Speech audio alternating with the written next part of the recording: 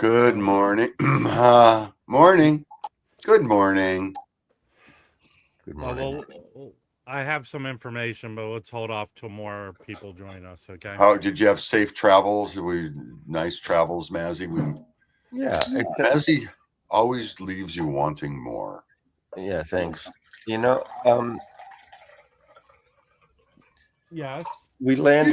We landed like half hour early, or we got it was only took 2 hours and 3 minutes, tailwinds, I guess. I've never been that fast from LA, but then our gate wasn't ready, so we had to stay on the runway for a half hour. Oh, that sucks. So I heard the story. Mazzy got up and goes, "Listen, people, let me tell you about God," and it just told everything went crazy. Yeah, but it was a beautiful night. Took the light rail home. Takes me 20 minutes on the light rail. 5 minutes walk from my house, 6-minute walk. So look at that. Yes, So stick it on. is a beautiful specimen, and I think it was the last record I bought at the show. It even has the inner sleeve.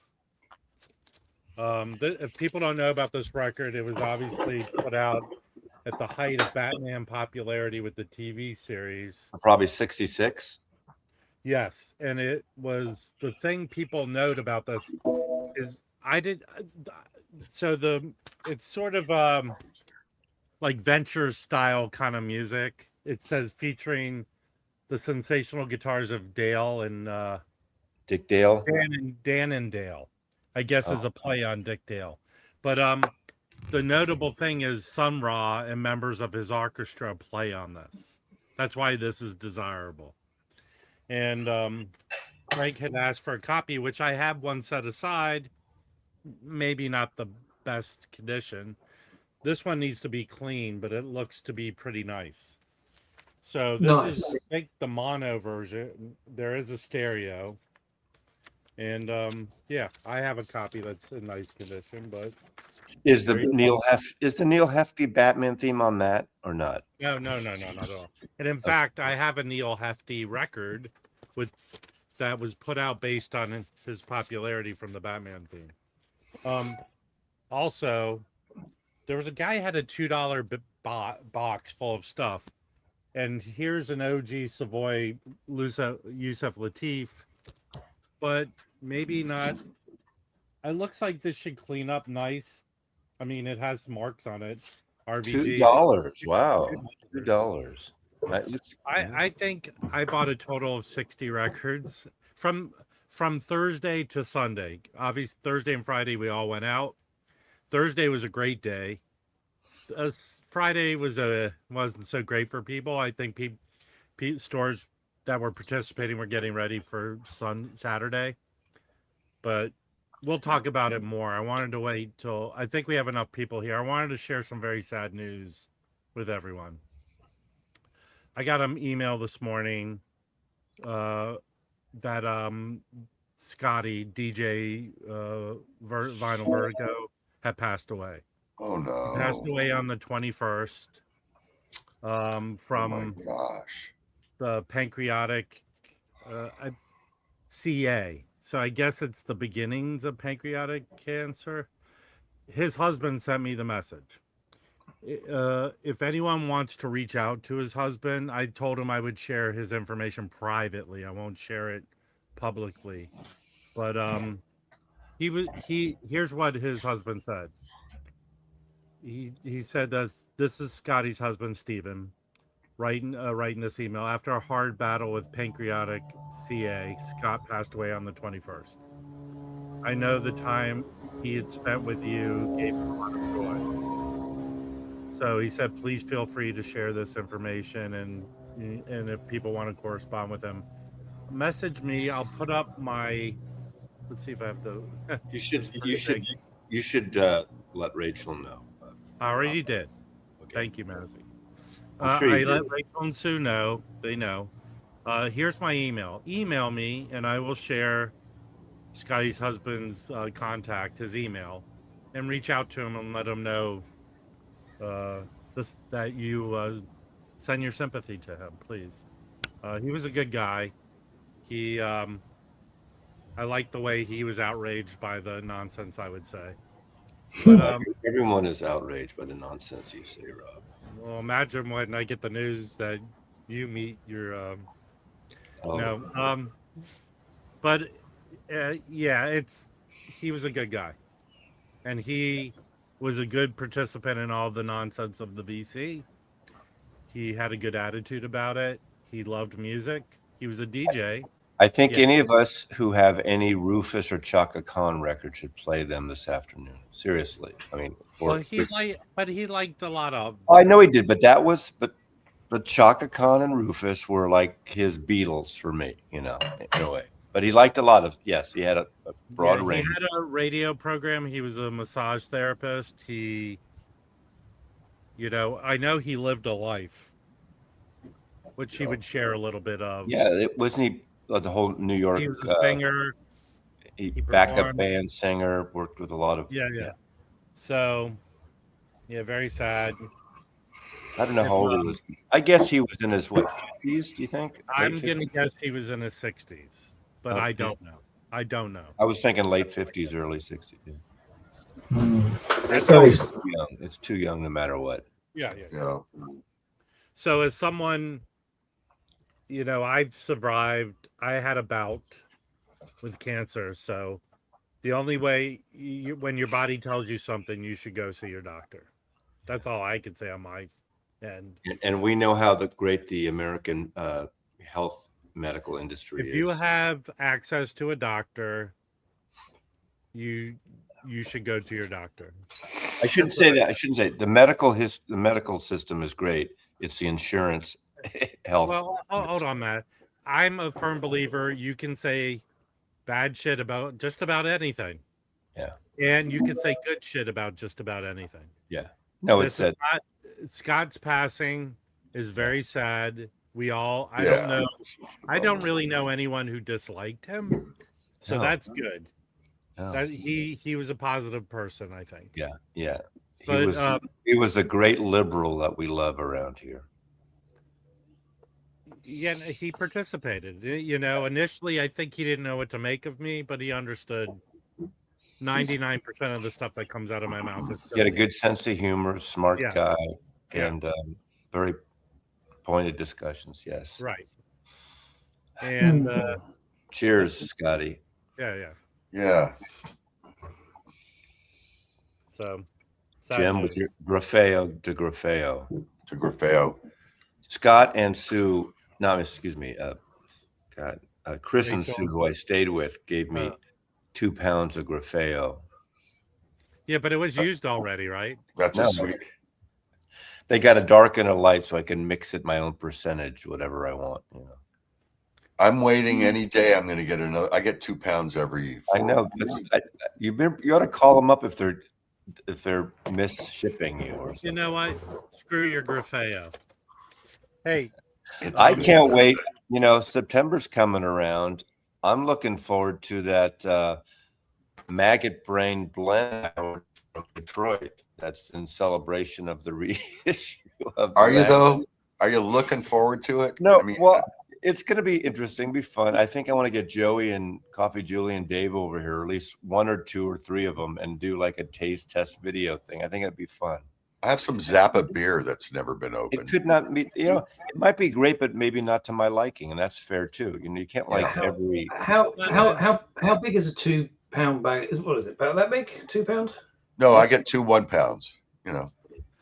No, they use the metric system in the England. You really don't. You don't want a full 2 pound unless you're commercial, because you want it to be as fresh as possible. These are 1 pound bags, and they're whole beans. Are they grounded, or you need to? Grind No, I mean amateurs get grounded. It's kind of like you don't buy pre-ground coffee. No, it's like you get listening to music on MP3s. Hold on, I'm an experienced coffee drinker. I grind my beans every time I make coffee. Yes, exactly. Yeah, that's what we're talking about. So I asked. Listen. So is it like a kilogram? Is that it? It's a kilogram. Kilogram, yeah. I guess that would last me a week. I drink far too much coffee. I don't drink as much. I drink one at the most 2 a day, like coffee drinks. It's mostly me. So I go through a pound every 2 weeks. And all they have is a dark, a light, and a decaf. That's it. They don't make like all these special Peruvian blend, whatever, whatever. But you can order a half and half, which is what I usually order. The dark and light, they mix it together. But so they gave me, I can mix. I think my friends like it like 70 to 30% dark, 70. So that's the commercial for the day. But Rafael, Hey, Depeche Commode, you and my grandma. I'll have a Sankta. hey, exactly. Well, I pre-ground don't have a problem with McDonald's coffee either. Pre-ground is a bad digital step. Well, hold on, digital. Jim. Over Yes. the last 10 years, McDonald's upped their game. They have real coffee. I know. The other stuff I say is brown water. Dunkin' Donuts was brown water until like a few years ago. They had dark roast. Hey, Rick's, going back to Maggot Brain, I realized the copy I have, the quote original, it's not it's in 1975. So it's when they left Janus and they changed to the blue label from their original label. That pressing is fucking excellent. And I did the comparison to the new one because for whatever reason, Mike Ingroove sent me my copy early. I got it a couple weeks ago. And it's the new one's a little better than the 75, but very close. So it's not like day and night to the 75. But I've heard the early Janus ones, the original, were terrible pressings. But the 75, I don't know how long they were pressed. Those are good pressings.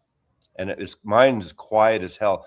I think the new one is a little better, but I don't think it's day and night compared to that one. But we know after that, all the gray market and the digital. But Mazzy, here's a perfect example. But waxed. Here's a perfect example of what people should be saying. It was a popular album, very desirable album. Typically, when you find old copies of it, they have noise and marks on them. Absolutely, it's a party album. Get an analog version, and even the Ingroove version, which has a Stoughton cover, is what I ask of the record industry to do. This is the Ingroove. Well, the Ingroove did 30. Well, his thing was 33. He did 2,000 with this Stoughton cover, with the nice. So is Espo putting that out himself? No. Aura G Oh. is doing all these, but Right. certain retailers can jump in and do a color variant, whatever. Gotcha. Instead of doing a color variant, he did the upgraded cover. I think you get the upgraded cover with the ORG 45, but not with their 33. So Espo, and it's like a $38, is that right? $38 record through Espo. So that's not bad for, Not bad.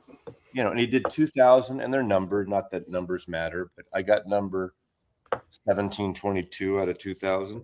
Didn't someone at VinylCon have it on the wall for $1,000? The people had Which one? Maggot Brain. Some No, but Maggot which Brain. version? I don't know. I just saw a Maggot Brain 1,000. Yeah, I thought it was a joke. I saw at least 5 or 6 copies of Maggot Brain, and I've never seen a mint copy of Maggot Brain. No. So I'm curious about your Vinyl Con weekend. Yes. So the early bird ticket that you guys got in, We didn't get the early bird ticket. you didn't get it. No, shush. We got early access, like Right. vendor access. Okay. So here's the way the With early the vendors, they got in with the vendors. vendors. Early access was 10 a.m. hmm and then general public access was noon. So early access gave you 2 hours. These losers got in at 8. We got Yeah, in at they- 8, but to be perfectly honest, there was very few people selling. Most people Early, maybe. were yeah. Maybe dealers were trading with each other. I went up. There's the guy who owns Audiophile USA. I'm friendly with, Mark, Right. and I bought a couple records from him. And then once Alex from Record Safari is a very fair guy, so he opened his booth at 10:10 because to get up to the showroom or whatever you want to call it, you have to take an elevator. It's a big elevator. So maybe 5 to 10 people at a time can get in. So he opened at 10:10. So people were hopping around them. I got a quote a VIP press pass basically, but I didn't get there until like a quarter to 10. I wanted to get right before everyone was getting in the elevators, but I'm not the collector like Vinyl Piper and these guys. So and it's nowhere near as big as Austin, Rick's. Not at all. I've been Austin 4 times. It's not as big as Vinyl Piper. You had a meeting set up with a guy, and Vinyl Piper didn't buy what me and Patrick bought. It was pretty. Patrick bought over 100 records. Yeah. From Thursday. It never felt packed at all. I mean, I don't know. It might have even been a little lighter than last time. I don't know. Well, I don't know about that, but here's what I do know. The previous vinyl cons, he had more corporate sponsors, mainly a lot of drink companies. Like Monster Drink had a table. Yeah. There was only one drink company there. That was that Topo? Japanese. No, right. Korean. It was like a seltzer company. Oh, right. Like not alcoholic seltzer. Like, but they did have an espresso bar and a wine bar. Rob talk. No. So it was like a seltzer company, and then there were a few food vendors, but he pushed them in the back corner of the place. That opened up a lot more space. So I kind of feel there were more vendors there, but they were spread out. So do what you will with that. There was a lot of variety too. There was a couple of things that had a lot of great African records and literally African imports. Well, that guy was there in the spring. I like that stuff. You know who was there? Was Mr. Bongo was there. Oh yeah. And Mr. Bongo had a ton of rare Brazilian music, Brazilian stuff, and very desirable. But they also had their current reissues, and they were selling for like $25 each. So I did buy the record that Felipe touted, the reissue. It's somewhere here. Was that the Arthur Veracai? Yeah. Yeah. It's a great album. $25. And it was this. I was talking to the guy. He was like the guy in charge of like sales. I was asking him reissue questions. So I was surprised. I'm not that they need to be there, but last time Discogs was there, had a table, and Discogs was not a sponsor, but they were kind of involved with it. But there was no Discogs there this time. Not that they need to be there, but I wonder. Isn't Discogs? They were their public face always screws up, if you ask me. Yeah, they're not. Yeah, isn't this coming weekend the VinylCon Atlanta? Is that right? Yep. So how does it work? Can I show the Zappa thing? Well, hold on. Sure. Craig. I was just so if Alex was there from Record Safari, but you also went to his. So is his normal store still open, or? Yeah, he has a staff. Okay, so he has a staff of people. Hey, Vinyl Piper, I looked for that record. If you're talking for Dave, I asked, and the guy didn't have the record that Dave looking for. Yes, That's I looked too, Vinyl Piper. Stop trying. Vinyl Piper. Take the day off of being a moron. Okay, stop trying. I showed him. I asked the guy. He didn't have it. So I don't know. Vinyl Piper's the coolest guy at Vinyl Piper's great. Vinyl Piper's great. He's fine, but he's trying to start shit, Mazzy, and you're Don't worry. Vinyl VP, you should have called. Rob, are you cleaning records with PVC glue? Not even close, but I did try it once. I tried it once to just see what would happen, and you know what happened? It didn't work. Yeah, Jim got Frank Zappa's credit card receipt there for a lot of money. $500, I saw. Yeah. All right. We don't talk about price. Jim so got. This is. Is there cocaine residue on that? No, Frank. You There know, was no drugs involved with Frank I Zappa. do wish we had more of the opportunity. The problem is, I hate to say it, but I'm going to say it. Let's let Jim show Okay. his Yeah, thing. real quick. All This right. will take less than a minute. This is an index card with pre-printed music.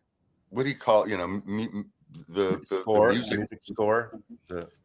It's just blank, and then Frank filled this in. He must have carried these around with him. These are notes that Frank gave to a guitar player by the name of Elliot Ingbar on how to play a certain song called Blue Forever, which never came out with that name, which isn't that unusual. But this is Frank's writing on one of these index cards. It's a note given to Elliot Ingbar, and I got it from Rockaway.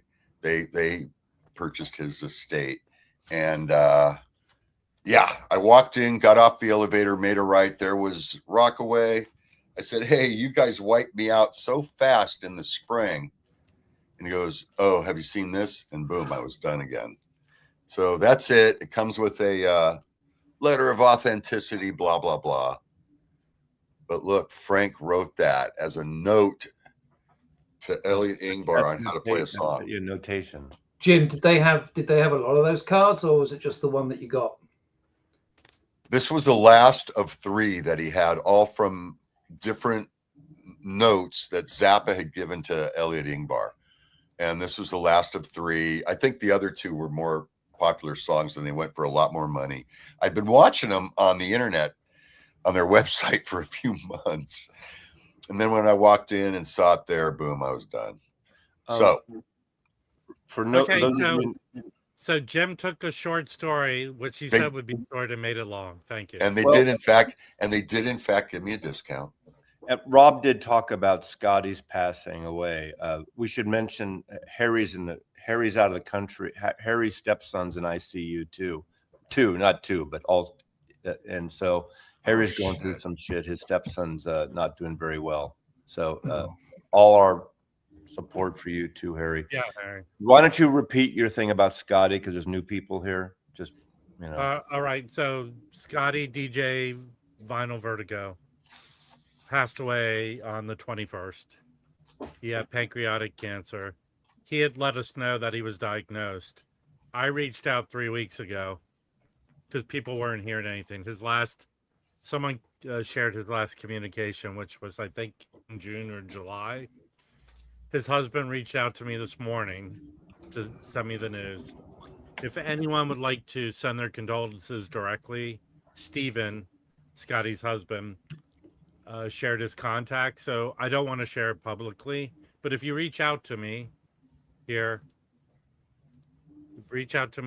email me, I will send you Stephen's email where you can send your condolences to him. Okay? He was also a singer, and he did backup singing, you know, in theater and soul bands and other things. And he's the one that's really into Chaka Khan and Rufus. That's what I said earlier. So, I mean, he liked a lot of other stuff, but that was his favorite artists, Rufus and Chaka Khan. So, yeah, he was a good guy. Yeah, totally.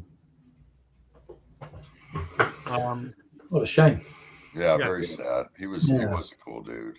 So he was a human being. So let's recount what had happened. So everything goes around when Mazzy comes to town. Whatever happened before, no one cares. Right. So BN and AN. Thankfully, everything I had organized, pretty much everyone begrudgingly agreed to do. So on Thursday, my suggestion was for people to come out to the west side of LA. That's my side of town, because I'm picking Mazzy up from the airport. Luckily, unlike the last time where Mazzy was 8 hours late or something like that. Right. I was so hoping he'd be late again. He was early. So we met up at one record store, which was okay. And then I bought one record. And then I picked up Mazzy, and we all met at the secret honey hole spot. And everyone did great there. Tim met up with us. Hello, Tim.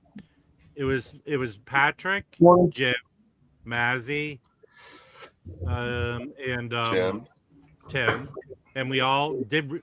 Patrick does well everywhere, but I brought Patrick to the store before and he cleaned up. He just found stuff he knew. Go to found Tim's video to see what the name of the store is. right, and I found a lot of good stuff there. Then we went to lunch, and then we went to Boogie Maru, which is a store that carries Japanese pressings, but of all types of music, but they specialize in Japanese pressings. And I think I picked up one record there. Patrick picked up a few. Tim picked up one. And then I got that reel to reel. Of what? Oh, the one you already had. Yeah, I bought the Stephen Stills' first solo album, 7.5 IPS reel to reel. Took it home and put it right next to the one I had already. So, the amount of records Jim buys that he already has could support a small country for its yearly budget. It's Okay, getting up to and be then- around 30-40%. Then I took Mazzy back to where he was staying. Yeah, I was staying with my friend Chris and Sue in Mid-Wilshire area. Yeah, and then we dispersed for the day, and we picked back up Friday morning, and we all met up at Safari because they were doing 20% off on Friday for people that are coming in for the VinylCon. They didn't stock the best. I don't know how much we picked up, but then we went to Atomic, and then we went. Where did we go after Atomic? Did we go to lunch, and then we went Go to Deadly? We went to Permanent. Permanent. That's right. We went to Permanent. I we left you after that. I didn't go to Yeah. Permanent since we were going the next day. We went to lunch, and then Jim and I bailed, and the rest of the crew went out and met back up at the Rainbow Bar next to the. Let me insert something right here. This is a perfect moment. This crew, this LA crew, is not the crew you want to hang out with if you want to have a hot night in Los Angeles for music or late night. It's like 7:30 to bed for them. You're making shit. You're making shit up, Mazzy.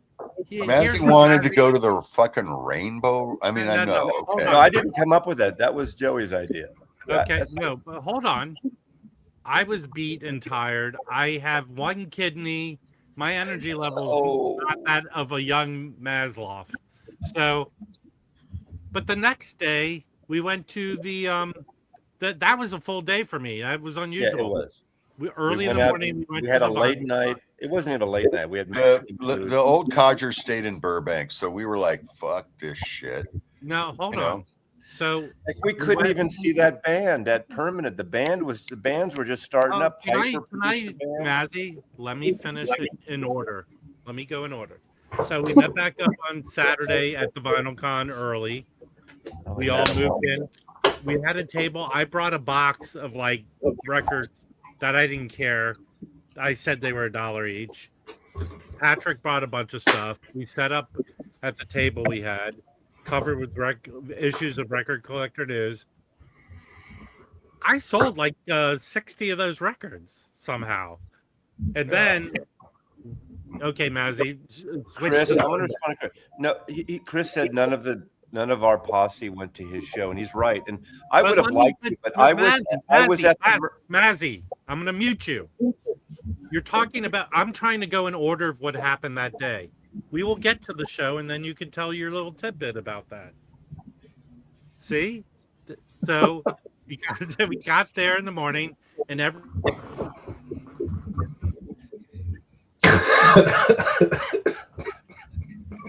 calm down. I'm trying to make everything happen in order. Everyone can tell their part of it. So we all met up, and then everyone went on their merry way to try and buy records early. And right away, there was one guy who I bought from last year. I got a lot of kick-ass shit from. And then after, it was pretty uneventful that people will tell what they picked up. But then I think we went to lunch. We were all hungry about noonish. We met up with my friend Brad. We found a nice restaurant at a nice hotel that was a 4-minute walk. Because last year we went to a place that took us 20 minutes to walk to. So we had to disperse into smaller groups to get tables, but it was nice. We had a good For time. lunch. For lunch. That was the And then worst. we- I was had a to huge sit next mistake. to Rob. Other than that, it was good. Other than that, yeah. Yeah. No, that's a Well, huge mistake. look, there was no place we would agree on. That area of LA, the places to eat are more kind of fast foody type of Our places. table had good food. It was a nice place to sit down and relax and chat. We had 3 different tables because we were too many of us. Where in LA was it? At the Fashion Center, 9th and Olympic. It was at downtown. the California It's around the FITM and the fashion industry in Right downtown. downtown. Oh, so near the convention center.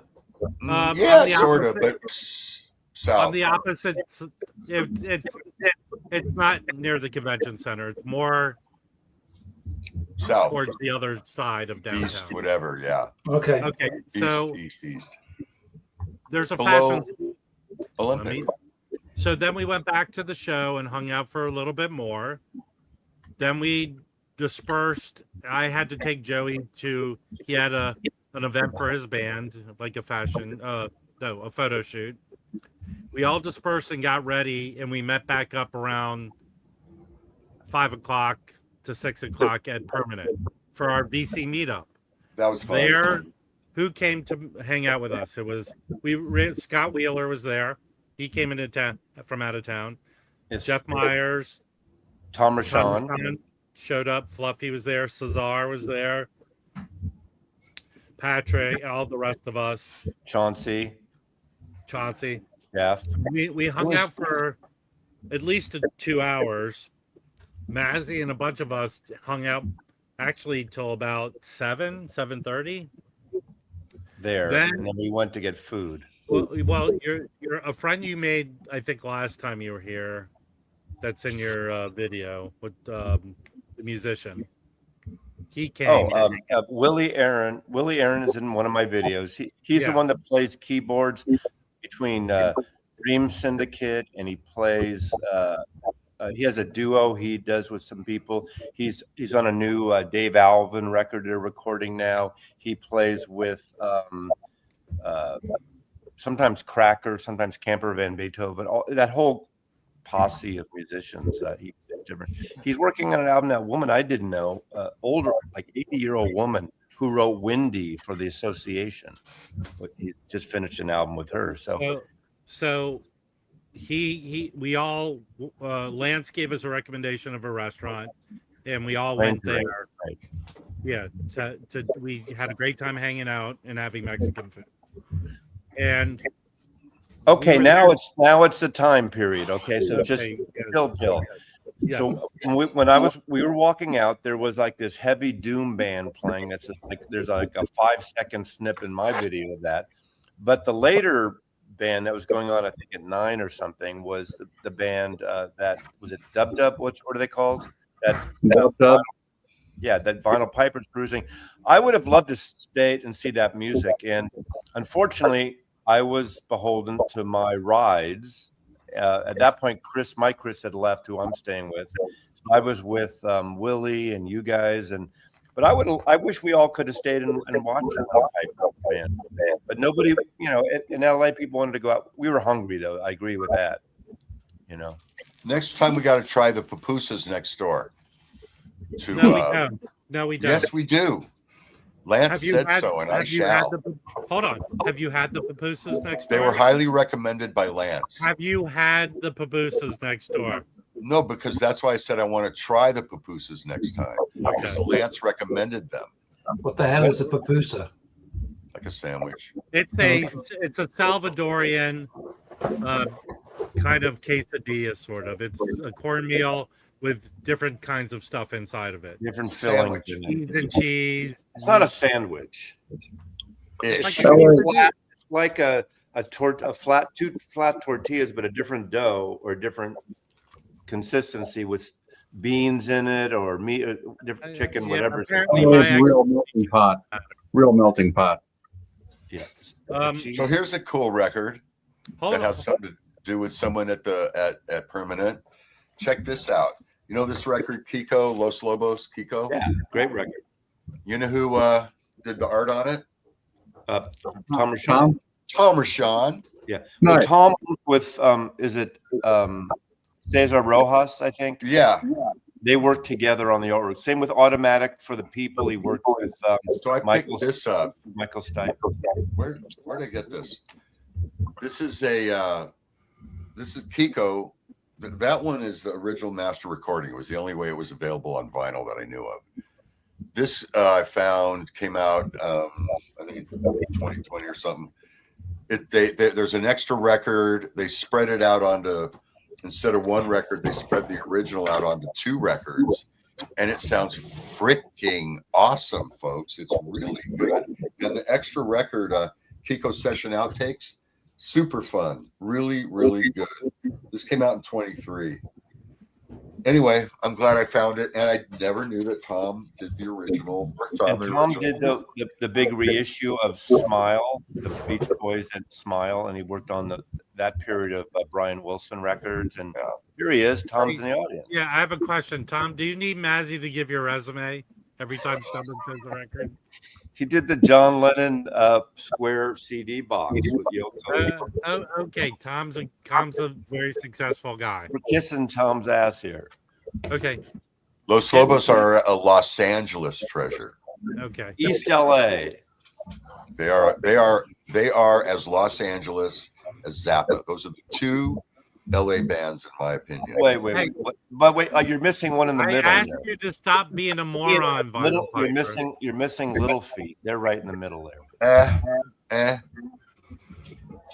Hey, Tim's Trouble here. pairing. Who needs them? Can everyone be quiet and let Tim? He came up to talk or join us. I'm just joining for half an hour, 45 minutes. It was a fun trip. I just put out my video last night. Yeah, I have to say, hanging with Tim and Patrick was just so much more fun than hanging with you, Rob. Seriously, on so many levels. Ouch. No, not really. Hey, by the way, I put out a video last night or the night before. The sound you hear is the tears of LA. It was my air conditioner. I'm sorry I didn't notice, but I didn't want to be hot and sweaty and talk for a half hour about my records. Sounded like you were on the beach. Well, I'm near the beach, but it is, for it to be hot where I am is very unusual. We are on the surface of the sun in LA right now. Yeah. Today's bad. Today's bad. It's in the 80s in Seattle too, so it's fucking crazy this summer. Yeah. For it to be as hot as it is near the beach in LA is unusual. That's all I'm saying. I've seen Los Lobos 10 times. Well, we're in the midst of an El Nino year, so the water is hot, everything's hot, and it's humid. And we're going to get a shit ton of rain this winter, hopefully, but warm rain, no snow. I don't know. Yeah, we're I going used to be a junior weatherman. 85 in Seattle today. So that's not good. I see Nevada's having a few issues with fires at the moment as well.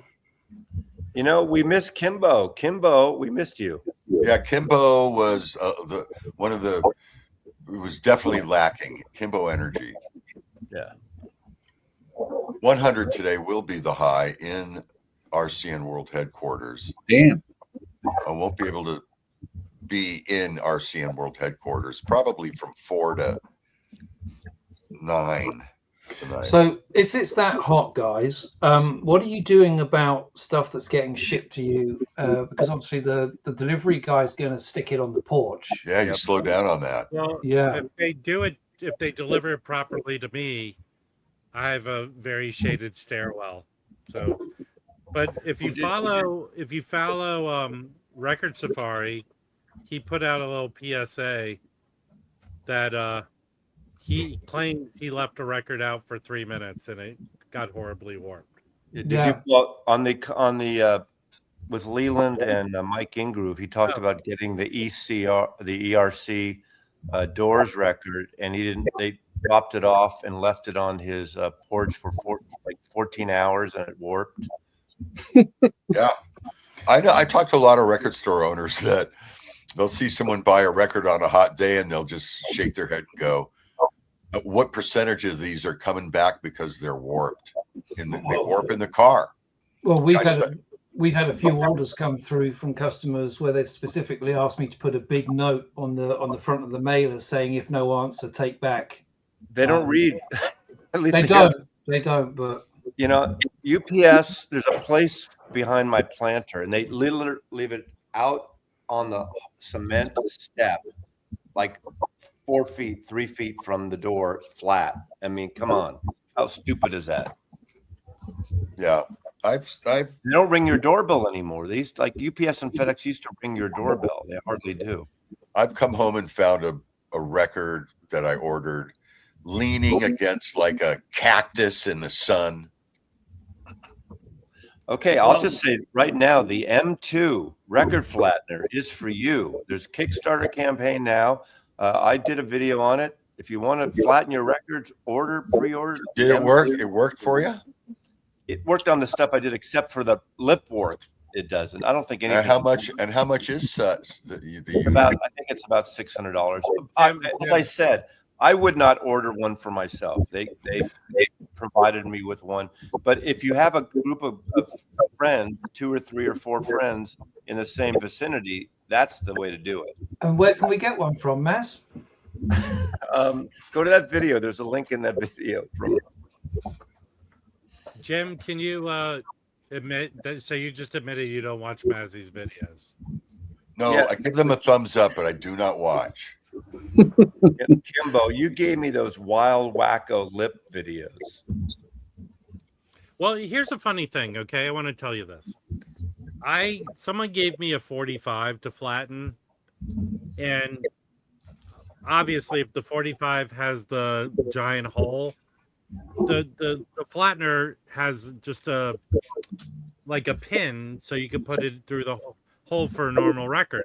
So I kind of made like a cardboard makeshift thing and put the 45 in, did it once, it came out with a little lip warp. I did it again, perfectly flat.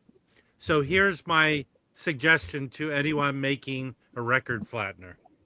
How about make the record flattener bigger than the 12-inch vinyl?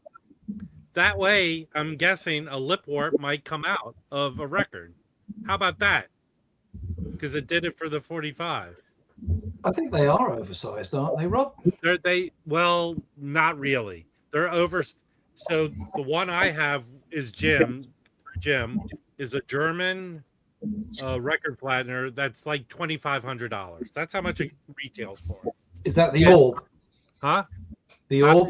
Orb is, I think, Japanese. Orb is Japanese. PB-Thal has it as well. PB-Thal has ours as well. AT something or other. I shot footage. I haven't made a video yet. I'm going to do a review video. But so this one has 2 metal plates. It does 2 records at a time, by the way. But the metal plates are the size of the record. I never understood. So you typically, if a lip warp, it's probably like 90-10 that you could get a lip warp out. But if they made it bigger, let's just say an inch or 2 bigger, I would think you could get lip warps out of a record.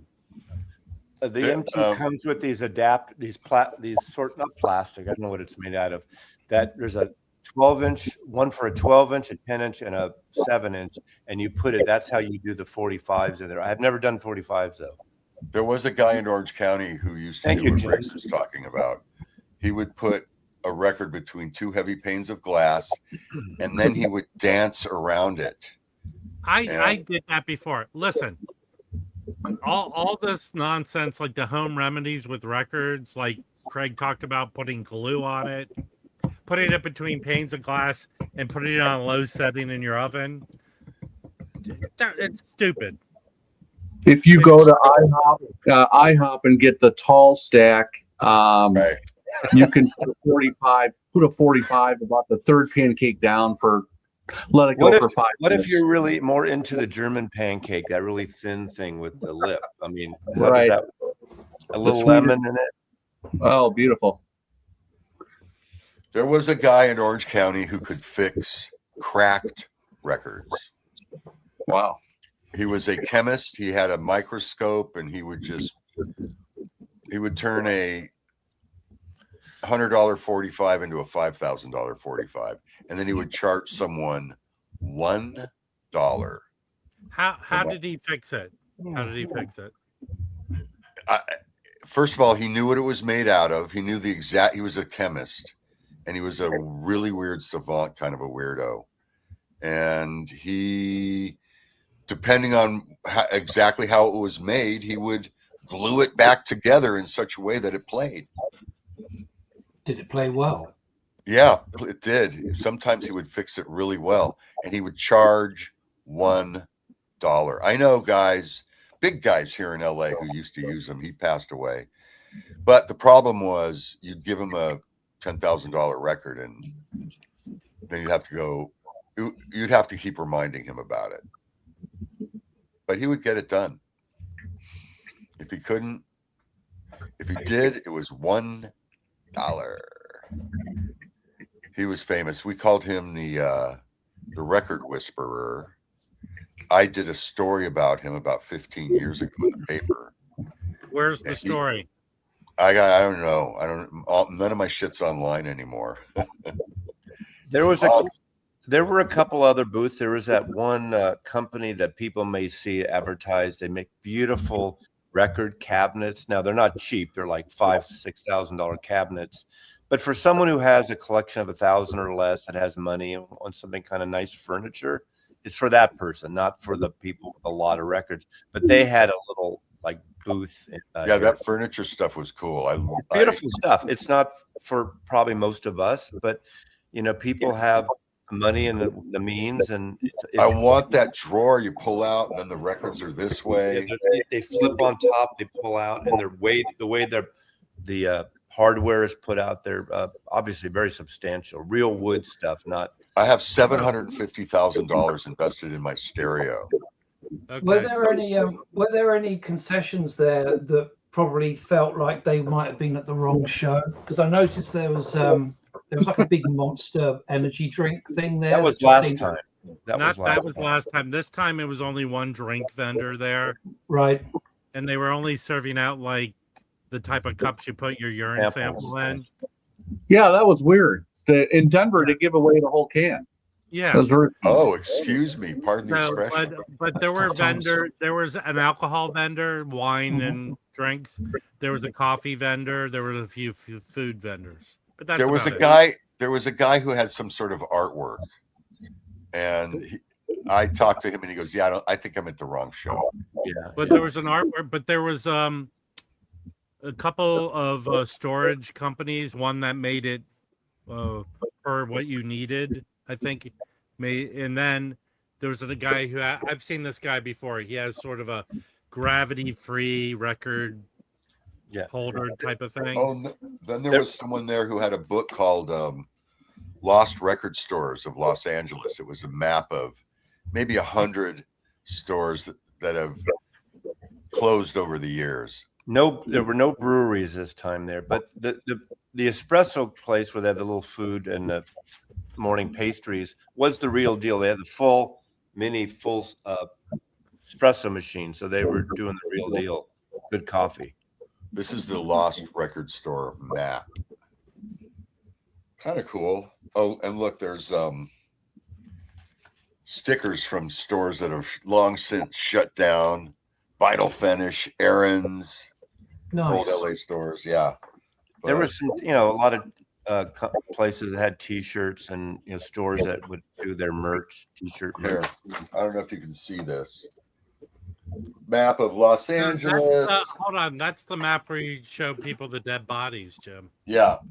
And then there was a stand that had wine and beer, but there was no breweries itself. But there was a table there was a wine and beer stand, I guess.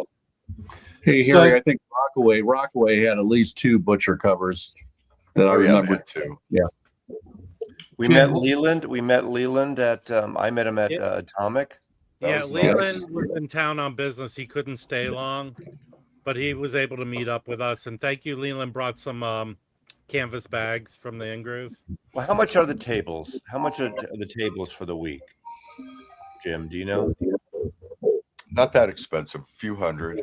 Well, Well, Elliot's asking how they make money, how the guy who produces the show make money, like any show guy that makes money. I used to do when I threw record shows. The way I did it was I would rent a hall for X, and then I would sell tables and I would sell tickets, and hopefully the total of tables and tickets was bigger than X. I mean, the tickets? What are they? $35 for the 2 days, or $40 or something?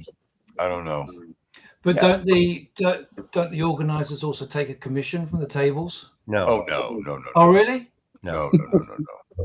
That'd be a nice racket. I tried that bullshit, but fucking Chris he took off. Okay, so $300 a table, and there are 150 tables. Figure that out. Plus tickets to get in, about $35 to get in, depending, maybe Let's more. say they had probably had around 5,000 people come through. So what is it? $300 a table Yeah, for 2 days. for how They many had- tables? Per Well, they had 150 vendors, but a lot of vendors had more than one table. Well, that's Oh, right. 45. That's 45 grand So straight plus- away. That's at one table, but a lot of them had 3, 2, 3. They probably got a break for multiple tables, though, I would think. But Yeah, No. of course, but Yeah. still, Yeah. the number of vendors doesn't equal each vendor didn't pay the same amount. Right. One, There was a secret door I heard to a sex den, and that's where they made their money. that was a trap door. Oh, Jeff ran into an unscrupulous vendor. I ran into a vendor who Really? I just let's like, story. What was that about? What happened? Did he ask you to take your pants off, Jeff? And was it in the third stall of the men's room? boy, Oh, And it's $5 for parking underneath the building. I ran into a vendor who recommended this record. And when I first put it on for like a second, it was so noisy. And then it got freaking amazing. I paid $30 and it's a $60 to $100 record. So thank you for turning me and on. the this amazing record. thing is, Jim had 3 copies of it already. No. This is Cuban Jam Session 1959 on. I never heard of this shit. Isn't Desi I'm a- Arnaz on that? Huh? No. Isn't Desi Arnaz on it? No. This has Julio Gutierrez. I don't even know how to pronounce all this shit. It's Cuban. Before the revolution. Patrick Lee is asking about tax. Do they charge state tax on those sales as well? No. Some do. I Some saw do. a couple. So Well, You're okay. supposed to. Tax is like I'll- sales tax. Wait, I'm talk to the hand, Rob. Sales tax is about 10.5% in LA. Okay. Something, Do yeah. you want to hear the real story? Okay. Now, the real story. So I bought from Safari. There were 2 ways they were accepting payment: cash, and then credit card. If they paid credit card, it had to be taxed. right. So Yeah. most people took cash. There was no sales tax. And then Remember- other vendors, I used digital like PayPal, no tax. So that's how it works there. Do you remember the recession in 08? It just got worse and worse and worse, and the state wasn't collecting any tax from anybody because there was no business. So the state showed up at the Orange County record show, 100 vendors, 2 people with laptops. Do you have a business license? No. Oh, well, let's take care of that right now. And that was it. They were locked into the system and had to start charging tax. All right. Really? They hold on. They don't do it there. If you pay cash, there's no way.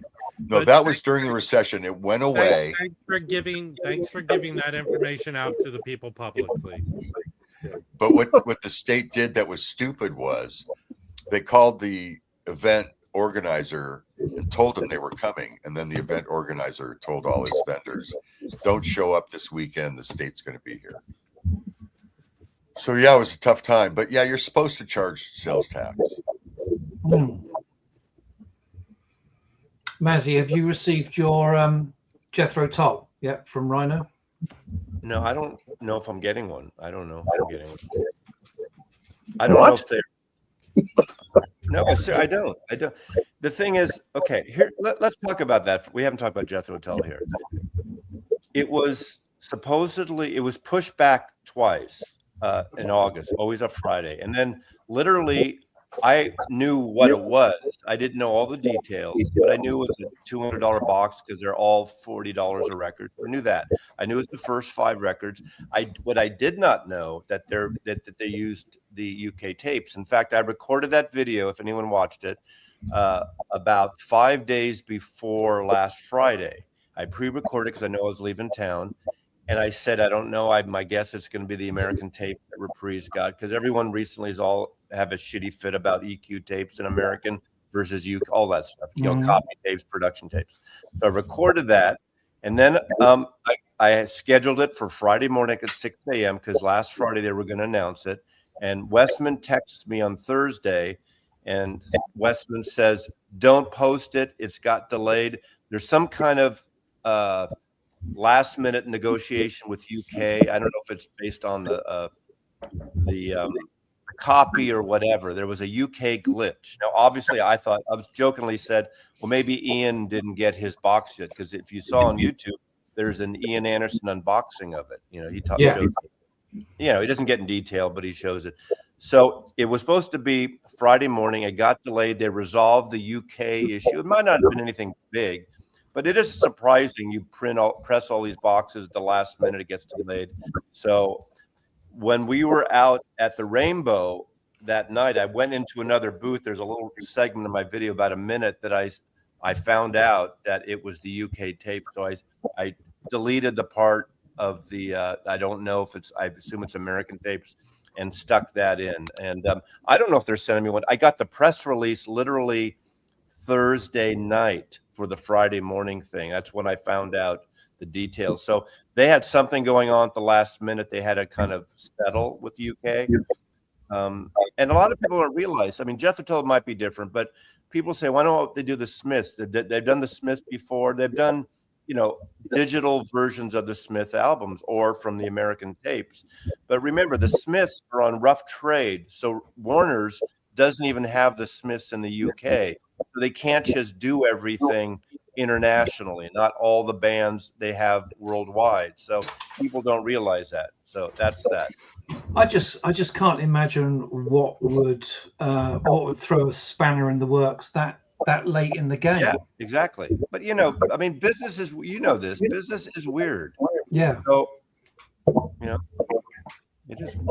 Maybe it was the lack of the pop-up in the middle. Have we stopped talking about LA and we're now? But High Fidelity, as we know, never does this, like what they did. Ooh La La. You don't have the eyes opening.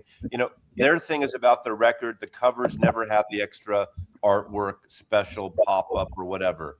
They don't have the newspaper in thick as a brick, all that stuff. I want to do something right now, and then Patrick, I'm sure, has lots to say about the trip. So it was the Rhino has announced their Rocktober titles. I'd like to go through it because I believe a lot of them, although are not my deal, a lot of those titles I think are good.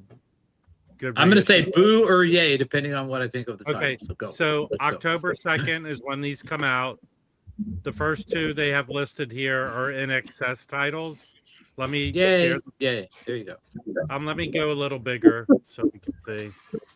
Bump up there we go. Okay, so in excess, Under the Colors on great vinyl. No problem with that. In excess. I don't know. I mean, I like In Excess, but I don't have a problem with that. Those aren't their greatest records, but yeah. No. Typo Negative. Picture disc, boo. Phil Collins. Yeah, this is for Mazzy. Someone get it for him. They started including hi-fi titles. So the Couch album, which Patrick found another F copy this weekend. Minus F. Triggered Rob to go look more. Yeah, and I found the Batman record, so there you go. Dr. Feelgood? Yeah, that's good. That's good. Good power pop. Yeah. Okay, so they have Love Records, which I assume are the same mastering from the box that came out for Record Store Day, which is excellent. Those are stereo, right? Yes. Yeah. Okay. So they have Love, and Da Capo, and Don't have a problem with any of those. So they didn't do the fourth one, which seems weird. No. All right. This is a hi-fi of Joni Mitchell Blue and Court and No problem with any of those. Yeah. All right. Motorhead on Pearl. Alternate mix. What is that? That's just a different mix than what they did than the originals. All right. Pretenders, Get Close. Does that Don't Get Me Wrong on that one? That's a good album. Yeah. It's a good album. $8 record. Okay. Now they have 4 Tom Verlaine records. 4. Verlaine. They could do a box. They did. So Didn't they? self-titled, Words from the Front, I like Dreamtime. and Cover. Huh. Yeah. ZZ Good. Top Eliminator. They reissued this not too long ago, I thought. Yeah. Devo, Something for Everyone, with a 7-inch.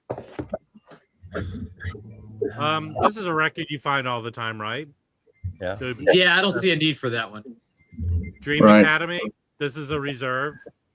Well, you see it all the time, but record companies don't make money on used records, so it should be in print. You know. Okay.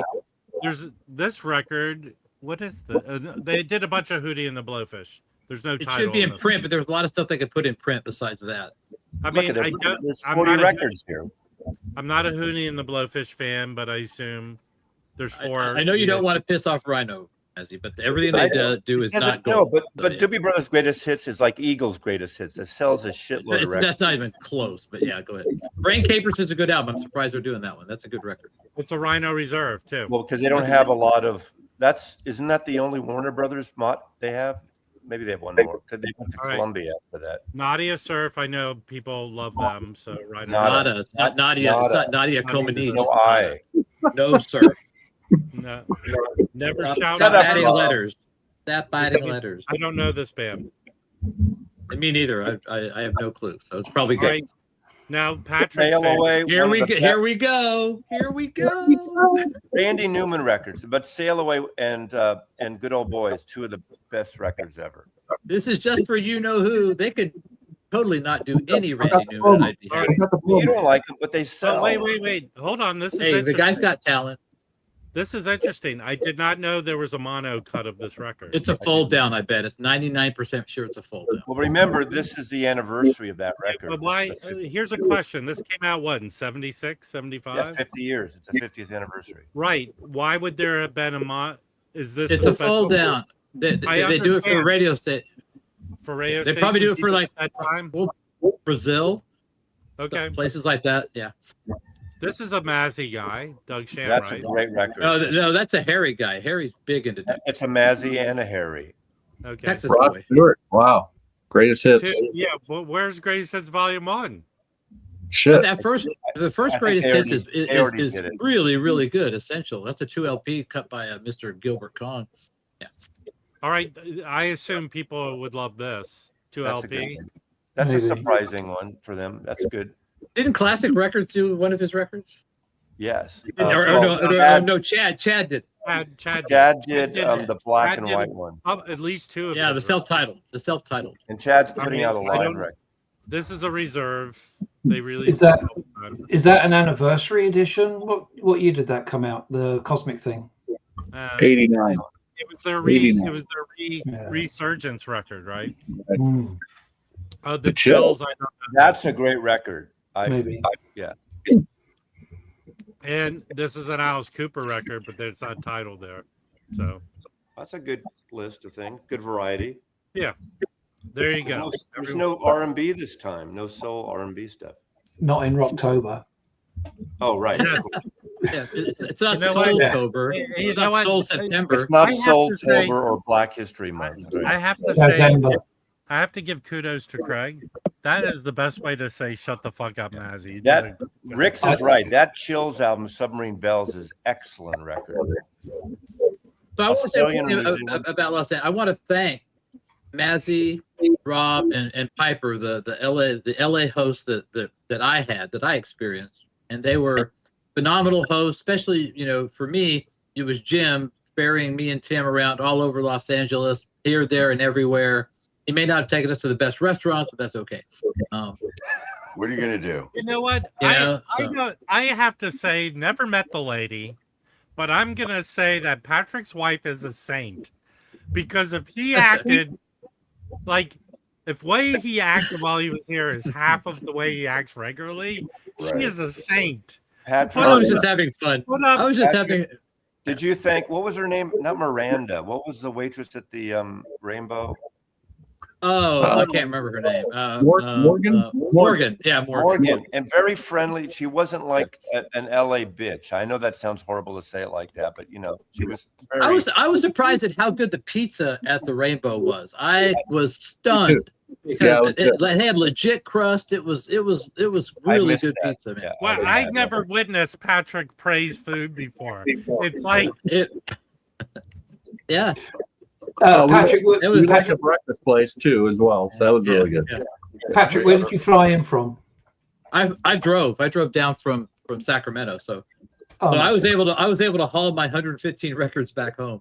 Hey, and don't forget the Rise and Shine Cafe, guys. That was pretty. Oh good. yeah, that was excellent. That's always consistent. Very good. Hey, Disco Devil, there's some people in the service industry that don't give a shit because they want to be something else, and that's fair. So it could be guys, could be women, that just don't give a shit about you. Disco Devil. They're just there Actually, Mazzy would call himself a San Francisco bitch. An LA bitch. An LA bitch is a woman from San Francisco who's trying to get into a sitcom and who's serving tables. I do have a rock star adjacent stories to tell about Joey Callio, who is a wonderful, wonderful human being.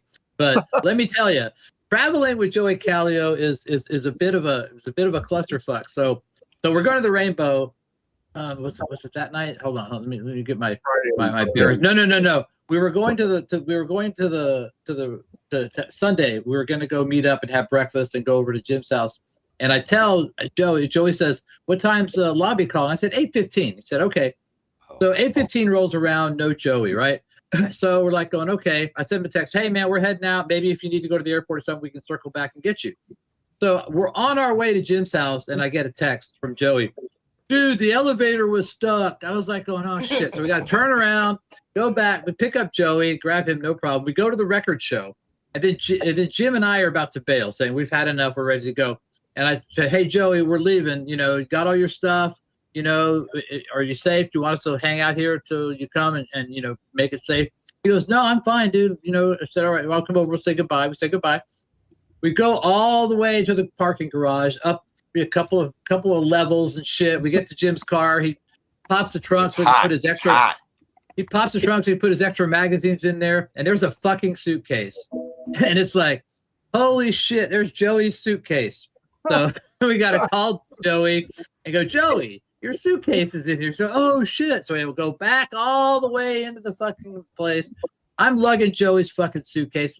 7 years on the road, I never had to lug anybody else's suitcase. I fucking go in there, I'm lugging his suitcase. I hand it to him. He finally comes down on the second floor. And that was my Joey Callio in LA. Did they not have a staircase in your motel? Joey was not able to find the staircase. But Joey's a lovely, lovely person. And we had a great time. See, between him and Jim, we had stories for days. So, Oh yeah. He's got good ones.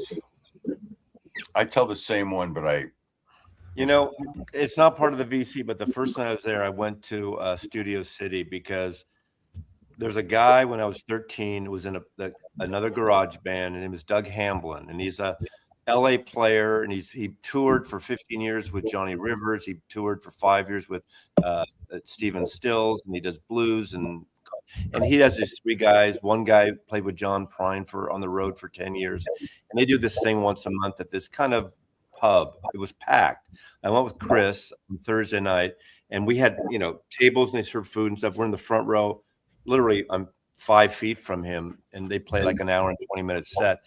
And then I stood up at the end when he was picking up his guitar and starting to pack it away, and I said, "Duck," he goes, "Norm." He goes, I love the Silencers, your band. We talked for about an hour. I haven't seen this guy in like 60 plus years. It was so cool. We talked for a while. His wife died about 2 years ago. He's got 2 grown daughters. Great guitar player, and it was kind of cool revisiting him. He was in a new wave band in San Francisco. I saw once, but I never talked to him. Called Joe Allen and the Shapes, and they would open up for the Ramones and play with the Rubinoos and Doug Kinn and all that stuff around that. So that was a personal thing for me seeing this guy. It was so great. Hey, well, let me talk about how I got to hang out with Caesar and Fluffy at lunch, the cool table. And I really hadn't hung out with either one of those guys that long. Very nice. Just getting to know each other better. Cesar is great. They're both great. I forgot to share with them. I did find a Grail while I was there. I don't know. Forgot to share. It's a cassette Grail. So I have looked through my records and I didn't find any Mac Davis ones. So I made it fine. Okay, Yeah. so There were no Mac Davis, no copies of Midnight Crazy to be found. I can't believe Delphina puts up with this crew either. Apparently, I own the market on Midnight Crazy. Okay, Fucking- let's hold on. So, Patrick, what would you say out of all the records you picked up was the true find? Are we talking about stuff that I found there, or stuff that I got from Piper? So there's 2 different levels. That you found there. Okay, well, I got records from Atomic. Yeah. So I got 2 all records from Atomic. I got the Big Star #1 record. This is a promo Monarch. Never, I said I got to get this. I got this and I made a trade with Piper for this UK Dark Side of the Moon quad. Most of y'all know the backstory on that between Piper and myself. And probably the best. Go ahead. He's gonna trade you for that? Yeah, so we made a deal. Okay. So this is at the record show. I got the Cramps, Psychedelic Jungle. This is all at the record show. I got Mother Love Bone Shine. I never see this EP ever. On Sunday. Got a nice deal for Warhorse original UK press. And this is I got a wall record off of Permanent Records. This is a quadraphonic Pink Floyd Wish You Were Here. Those were probably the best scores. But I found some great stuff at Arroyo. Patrick, question for you with your quad stuff. How are you playing it back? Have you got a quad decoder, an old one? No, I just do it. I just like the down mix. So I just like the stereo down mix on those albums. Well, not all quad albums, just those quad albums. Because like the Black Sabbath quad is like really kind of wonky. It's some of the quad stuff in stereo is kind of wonky. So I don't play it. If I wanted to, I have a script that I could run that would break it down into 4.0. Mm-hmm. But I don't deal with it because I don't jack with that shit. So. John but you Moreno. can't do that. We didn't mention John Marino. He's here. We saw him. John was there with us. He was at Permanent. He was everywhere. John was all over the place. Yeah, Yeah, he was. Because weren't there two separate competing quad formats? Yeah, there's SQ and SQ4 and CD, whatever it is. Yeah. I think the SQs are better. I think from a stereo perspective when they down mix the stereo. At least that's been my experience. Nice, thanks. For me, I picked up because Record Safari had a ton of Black Saint and Soul Note records that aren't easy to find, but they're not crazy expensive. And I did my whole video with my air conditioning blaring. But I did find you can go there and see most of the stuff or all the stuff I picked up. But I cleaned a few records and listened to them. Patrick hooked me up with probably a third pressing, mono pressing of this record. But I found a Liberty stereo with RVG stereo in the dead wax. And Nice. I cleaned it to it last night. And this sounds killer. The record, this has wear. And this used to belong, if anyone knows El Topo, Ed Topo, was this your record? It's El Logo. It's El Logo. I called it Topo. Well, you're wrong. But the record's in beautiful condition. That Beautiful. looks nice. Yeah, Has no, any of it the is. jazz LA jazz people gone up to Bakersfield to that Going Underground Records? That place has a shit ton of fucking jazz, man. Well, Shit. they have a location in downtown LA. But it's a big store in Bakersfield. Big store. if Jim wants to drive up there and be set on fire by how hot it is, It was. I stopped there but on that's my way only- home, and it was real hot. how many stores are in Bakersfield? There's like 3 I don't or know. 4. Yeah. There's a killer fucking ice cream parlor up there. Okay, good, Jim.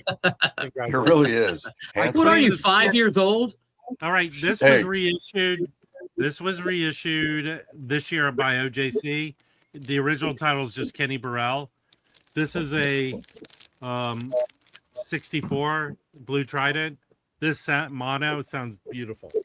And then, So Rob, are those blue notes that you were showing, and you picked up the ones that have like the white borders around them? You know, yeah, the CTs. So are some of those RVGs, or are they all not No, RVGs? none are RVG. These are records that were shelved because they were releasing too many records. So in 1980, through that Michael Kustuna, they reissued a lot of the shelved records. So this So is are those considered to be desirable or no? well, if you're about first pressings, these are the well. There were some Japanese that were technically the first pressings, but most of these were the first pressings of these albums. So do they usually go? Because I saw a bunch for like $20 of that going underground place. Then you grab those. Okay, well there's a bunch of them there. Most of the Tone Poets coming out are reissues of these. Like I saw there was a Lee Morgan called Teru, some shit like that. Yeah, There but that was reissued as a Tone Poet. Yeah. The Tone Poets are better. They're better mastered and better sounding. But people are about OG pressings, and that's what these are. Okay. So I picked learned up a something lot of these tonight. too. But I mean, I'll head up there. You know, one time. Well now they won't be there, so I don't need to learn anything. Yeah, so I got a hey, white can I- label. This is a fantastic record. This is Eddie Henderson, who I think was the only jazz artist on Capricorn. So I got a white label promo of this from Safari. Really nice. Cool. So you can go look and see everything I picked up. I picked up, you know, like this is stuff I'm into. This Walt Dickerson with Andrew Sorrell on Soul Note. Very desirable. Not What crazy. year is that? What year is that, Rob? Most of these are 80s. This is 82. If you don't know Walt Dickerson, he's all. Oh yeah. So I have a record. Let me find the one that John Marino keeps bothering me about. But John, I haven't cleaned and listened to it. I might keep it. This was I offered this to Tim. It was the UK 12-inch single of FM that I found from Amoeba. Here No it is. static at all. Yeah. So if anyone knows the song, it was put out for the movie FM. It's on the soundtrack, and it's also on Steely Dan Gold, greatest Right. hits album. But this has, like an extended a reprise and then the regular version, and then an added song. East St. That's Louis. that's from Pretzel Logic. Yeah, Duke Ellington. It's a Duke Ellington song. Yeah, but it's a UK 12-inch. It's pretty cool. So, John Marino, how do you feel about murdering someone? For me to get that. I was very sad to tune in today and hear about Scotty. I can't believe Yeah. that happened so quickly. I don't know y'all touched on it, but that was just kind of a gut punch to wake up in the morning. So Yeah, if people just joined us and don't know, DJ Vinyl Vertigo, Scotty, passed away on the 21st. His husband reached out to me. If anyone would like to send their condolences, we're having trouble coming. I have to send a link. Would like to send their condolences. I'll share his email with you, and you can just email me. Here's my email address. You could just email me, and I'll send it to you. No, Patrick. The answer is no. FM is not on the greatest hits. It's on Gold. I didn't say it. Steely Dan Gold. It's on Uh, That's a Patrick, great- That's a greatest hits record too, right? yeah, And yeah. when they put out the double one, that's when I worked for them. And the big draw at the time was they put the Western World, we at the Western World, whatever it's called, was the only unreleased Here track. at the Western World, Here at the Western World. Yeah, I should have known that. Yeah. Yul Brenner. Great song. So what's the next big thing in the VC calendar for you guys? If you're not Doing going videos to, of all the records we got at Vinyl. if you're not going to, I've got a new paper Kansas. coming out the first of the month, September. Yeah, 1st. nobody cares about that shit, dude. Can I show another record that I found that I'm just stoked about? It's You'll be kicked if what I think you'll be kicked from the stream. Next big show is WFMU, I guess, in October, right? Teenage Cruisers, the cream of California's Rockabilly Rebellion. It does, in fact, have a song by my friend Jumpin' Jerry Sikorsky from American Patrol on here. So I have not quite listened to it yet, but I don't know. I just thought it was cool. I bought it at Atomic this weekend. That's the kind of records I buy. Cuban Jam. Jim actually bought some records this weekend. I was surprised. I was That's like, right, man. wow.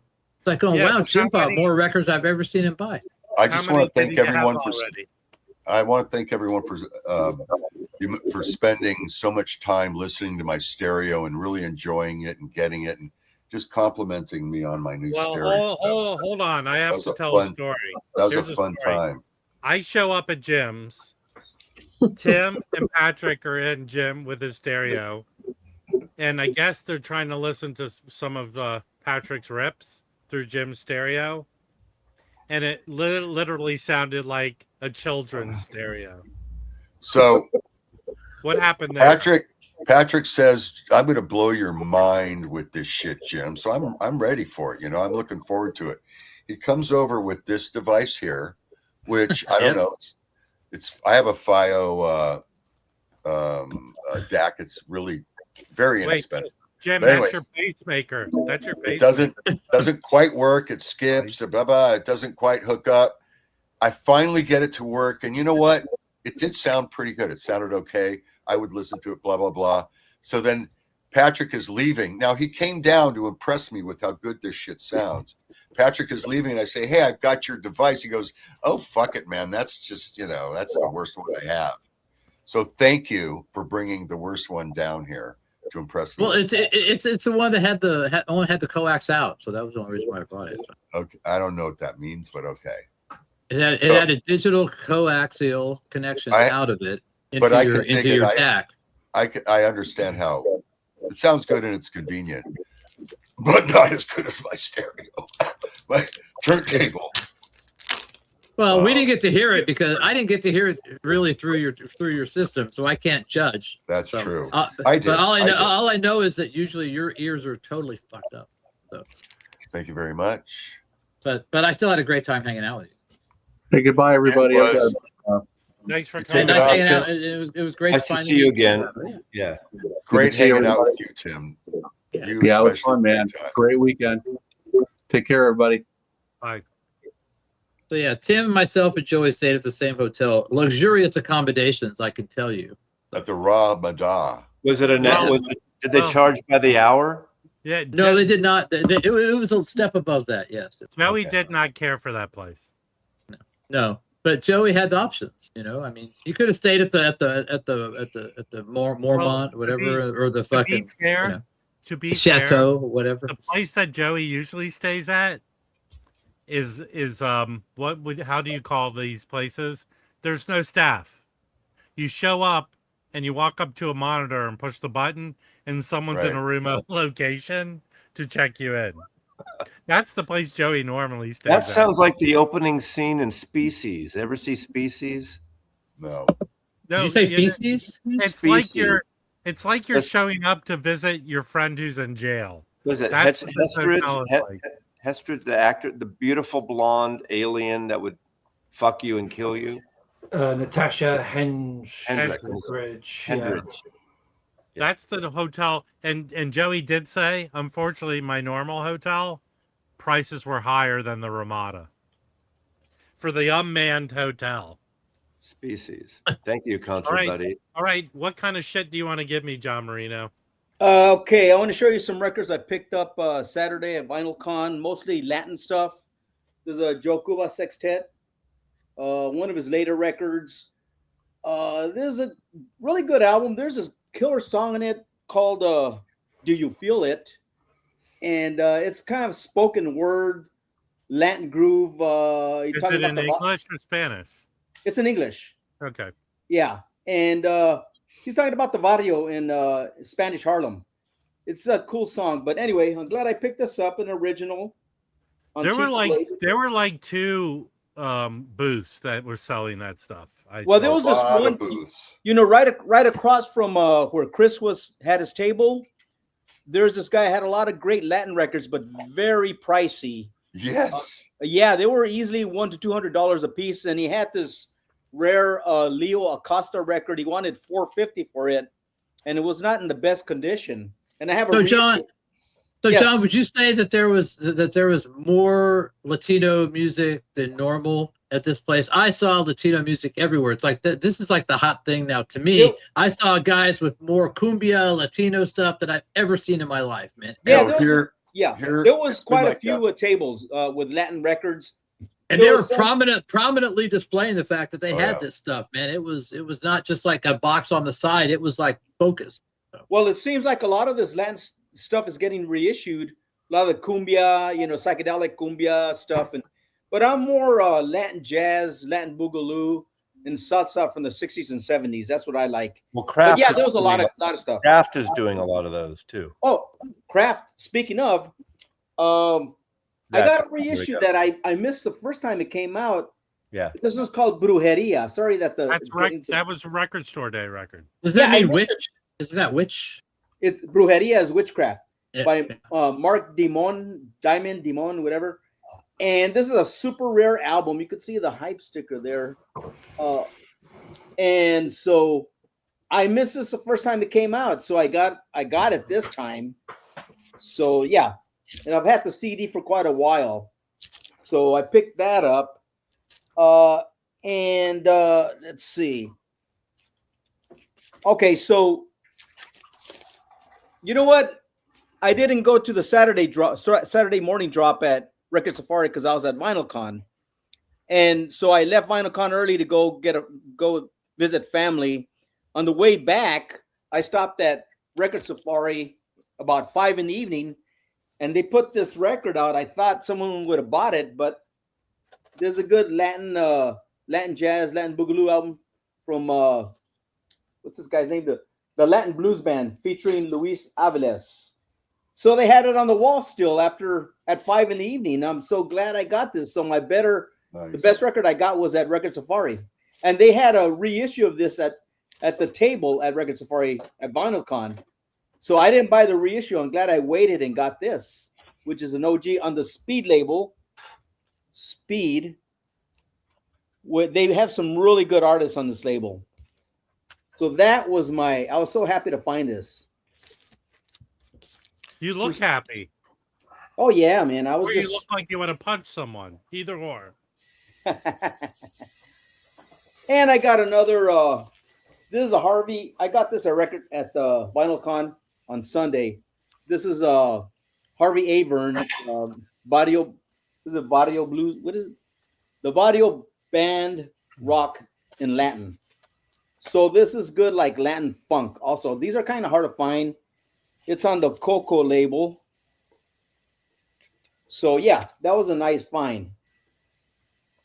Cool. How many records did you buy at the show? You know what? Not maybe 5 at the most. I did find a Steely Dan, which kind of Not this Steely Dan. No, you know what? No, I have plenty. I'll show you some other stuff, but I got this, which is kind of cool to find. The 7-inch single of Deacon Blues, which is I think kind of cool. Yeah. So that was a cool little find. But yeah. So I don't know if you guys know Jim and Rob. So Rockaway is putting out some records right on Monday. Yesterday, they're putting out some good stuff. So I stopped by. Did you make an appointment? Oh, you just call up. And they'll let you in. Promo copy of the meter. Nice. It's a great record. Yeah. So it's not a white label promo, but it is promotional on the label on the inside. Yeah. Cool. Yeah, Jim has a roll of those stickers. I did find one once. And I got another goodie here. We'll be the judge of that, John. Okay. This is a white label promo of Gil Scott Heron. Nice. That's There a you good go. one. Yeah, it's here. I'll show you the record. So you're able to just call up Rockaway and they let you in. I guess when Jim calls, they don't answer and they don't want it. They don't want him in the store. Well, you It's know like what? impossible to get us to go there, man. I have no problem. I have I no could have problem got getting. you guys there, but you went not on. But you problem. didn't. But you didn't. It's You not a didn't problem. ask. I just called up and I went and they let me in and You did not. We ask. actually brought up Rockaway a couple of times. I They were at remember. the I remember. show. did you Well, go? I know they were. John, what do you think of this record? I picked this up. Let me see. Hold I on. can't make them big. Hold Make them on. big. I'm not familiar with that, but I like to hear it. What label? 1990. What label? Cotique? No, Kubani. Kubaney. Kubani. Not, It's What the is it that you Ayatollah put- Khomeini's From album. Florida. It's from Florida, 1990. I don't know. I walked up to some guy, say, I don't know shit about this. Where should I start? And he told me to start with this one and this one. This one I cleaned and played already. It's He really gave you good. the worst record he had. No, this is awesome. He This gave is you one of nice. Rob's dollar records, is what he did. This was $30 and it sells for $100 on. Hey, I sold 60 of those. John, You had a record with no record in it. Rob, You had a jacket. I was Rob. hoping you would have bought Anyway, that's it. I just want to know if you were familiar not with it. familiar with it. You know what? There's so much Latin stuff out there that I'm not familiar with a lot of it, but some of it's really good. Some is rare, and This is like a jam session. These guys All are right, going. you know what? Good. You've shown that record 15 times. Calm down. question for sorry, I have a question for John. John, did you go to the Mr. Bongo booth at all? I saw it there. I looked at it quickly and I kept moving, but yeah, they do have good reissues. Mm. Jim bought a like- Mr. Bongo. Didn't you buy Mr. Bongo, Jim? Yeah, I got. He bought a record. This is a record I told Jim to buy. Rob insisted I buy this, so I did. I haven't played it Yeah, yet. that if you don't have that, you should buy it. First of all, it's one of the best packaged reissues I've bought. It's a very nice Stoughton style jacket. That guy's sort of like a John Coltrane South African saxophone player. It is a fantastic album. I had got a copy that a Canadian company reissued, but that Mr. Bongo is worth every penny. They had it for $25. It is so good. Good reissues. It's Yep, a I good. got this. I got this for Rob. I knew he'd want it. Yeah, don't show that. If you show that stupid ass record again, you know, I think that dude lives. He just turned 80. John Clemmer. I think he lives in Santa Monica. He posts videos of him playing his saxophone every day, and he went down. That's probably him. He went down to Palisades. It is him. He went down to Palisades Park and played outside.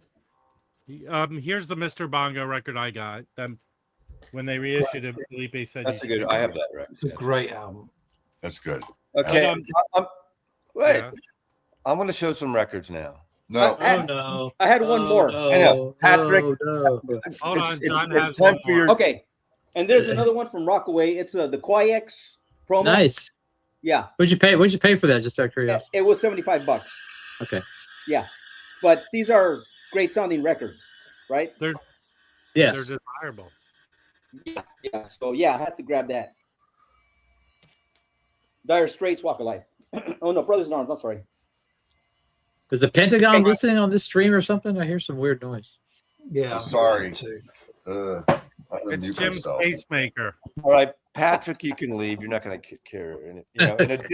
In addition to Chris and Sue giving me 2 pounds of Grafeo, they also Oh, gave God. me a reissue in a glass house by. We were joking, calling this Gentile Giant, but Gentle Giant. This Do you is even about- know what that record? You know they're Prague, right? I got a promo of when one of my handful of first promos was the Gentle Giant Columbia album with the die cut Yes. octopus. I definitely know. I'm fine with Prague until fucking, anyway. So Yeah, that was also a die cut cover. I know. The Well, it is original here. UK was it? Okay. it is here too. It's a reissue, but Now, this is one I love this record. I found a Pink Island of Unhalf Bricking. I wish I would have found that because I would have bought You that know, something. If I had a And- nickel for every time Mazzy said he found that album. I have I a lot never- of. I have. This is the first time when you're on the fucking show I said it. You Now, said it like in person, like a parent. yeah. Well, this is not in Fairport person, Convention. Rob. Fairport Convention. This is not in person. I love Fairport Convention, but the guy, I walk up to this one table. I'm looking through his records. I see this. The guy says to me, "Strat Mangler," and I laugh because anybody who's a regular on the Hoffman forums, Strat Mangler is like us, very opinionated, and him and I sometimes go at it. And Was it Strat Mangler? You know who that is? Dude, was he there, Strat Mangler? No, but the guy knows that. I guess he recognized Mazzy. So you have a thing with Strat Mangler? Well, a lot of people have a thing with Strat Mangler. We've had our back and forth, and he goes on and does his shit, whatever. And so I do love the saying "fuck." Okay, I do like it. Fuck is a useful word. All right, Jose, move along. So anyway, so I bought this. He was asking $40, but he gave it to me for 30, not even asking because I was Mazzy and $30. Holy fuck, dude! Jesus Christ, man, that's like a $100 record. Yeah, and I love. Obviously, I'm a big Fairport Convention fan. Are those your parents on the cover? And speaking of Fairport Convention, brother and sister. You know, I haven't heard for years, and Chris was playing. Chris has a nice setup, 2 nice setups, stereos in his house. He has those Logan speakers that not Manipans. You saw the picture, Patrick. Yeah, the speakers, and he has a Riga P10 turntable, but it's a nice setup. And he was playing these Ian Matthews records, and I haven't heard those in years. And Ian Matthews was a member of Fairport and left early. And I found this Ian Matthews record, which is a Vertigo also. It's he's into the folky kind of. Did you take any pictures of his barbecue? Because that looked like some pretty good barbecue. No, take any pictures of the pit? No, he went downstairs and brought this stuff up. They had 9 people, their friends and family, his daughter and. Did he have a big green egg, or what? Did you cook a pizza on a pizza oven, or what was he using to cook? We didn't have pizza. There was no pizza. There was a picture of a pizza in those dinner. Oh, there was there. Well, there was no pizza at his. No, there wasn't pizza. Well, somehow you got a photo of a pizza in your post. So yeah, I'm going to organize a party for some people. Excellent record. That guy, hold that cover back up. Looks like the guy. That guy looks a lot like Geronimo. Well, it looks like okay. If anyone knows Edward Curtis was a very famous photographer, documented of the Pacific Northwest, most of the Native Americans. Great books of his work. Edward Curtis's work is sublime. In fact, some of his famous pictures of these women with these hair braids, George Lucas took for the Princess Leia thing right off of his photographs. There's no credit for Edward Curtis, but those of you who know photography would know Edward Curtis. My guess is it's one of his photos. But the great record here. I just got this because this is almost my favorite Van Morrison record, of course. And anytime I see an extremely clean greenie, this sounds great. And unfortunately, this record will never be reissued, probably from all analog, because Van Morrison took most of his Warner Brothers records, except Moondance, Tupelo Honey, and Astral Weeks. The first 4 Warner Brothers owns, but they don't own this and St. Dominic's. So if you see this record of Greenie, they did reissue St. Dominic's, I believe. No, but not. It's never been an all analog. Warner Brothers certainly didn't do it. They did Rhino did it, and it was a Chris Bellman. No, not this record. Not this record. But anyway, record. The other one. The first 4. Yeah, Moondance, Astral Weeks, Tupelo Honey, and Street Choir, whatever. Okay, $20, and because I love this record, my original I have sounds amazing, so it's a great record. I got this. I got this at Safari. This is 85 press of Mishima, the film based on the life of this writer. A great movie, Paul Schrader film. Philip Glass did the soundtrack. Kronos Quartet plays it. This is great. And while I was there, because Joan Genrino, who is my son's godmother, but this is an early Kronos in '82. This is a 45 RPM, but single LP. It's like an EP in a way, and it's considered an audio file. This is reference recordings early, and I don't have this one. I found that in the bin and gave it to you. Yeah, you did. And anyway, $25. Oh, they had all these were 20% off at Safari. So, it's 20 bucks, whatever. At the Japanese store we went to, I got 2 Japanese issues, not Japanese music, but It's not a Japanese store. It's a Japanese vinyl store. excuse me, it happened to be run by Japanese people. Very, very well curated. Yeah. Hey, And so the Tony Rice unit. hold Tony on. Rice- I pulled that record out of the bin and gave it You to did okay. I'll give you fucking credit. You're the god. You're the Not in your video. Rob. Not if in your it wa- videos. If it wasn't for Rob, we wouldn't be alive here, everybody. Okay. The Tony Rice unit. He's a shitty If it driver wasn't for still. me, you might not Be be alive. afraid. Never I I, wouldn't sit- spent drive with 4, them. I had 4 days of this shit. No wonder I was exhausted when I got home. I'm telling you. Anyway. Oh, hold on. My Jewish grandmother didn't complain as much as you Okay. Tony Rice guitar, Richard Green violin, Podfield bass, Sam Bush on mandolin. Really, I haven't heard this particular one in years. This was originally on Rounder Records. My guess is Kraft will eventually put it out. They've been doing all the Tony Rice stuff, but I don't have it anymore. I got this just because, and this was a Japanese. This is a theme from the Wild One. And remember that Marlon Brando, the motorcycle gang he was in was called the Beatles. So there you go. Hey, I and never I had want this everyone to know I did not give that record to Mazzy. Yeah. And this is an album I almost bought when it came out in the 60s, and I just never did. This was one of those Electra bands that didn't sell at Ars Nova. I have that record. And the reason I picked this up, because I recently listened to my favorite Move album, Shazam. And on Shazam, they do a song, Fields of People. And I always forget this is the original. It was an Ars Nova song. So I mainly got it for that one track, Fields of People, that if you know the Move Shazam, they cover it. But So you should do a video, Mazzy, of like albums that you have in your collection that you pass over every time you're looking through your records.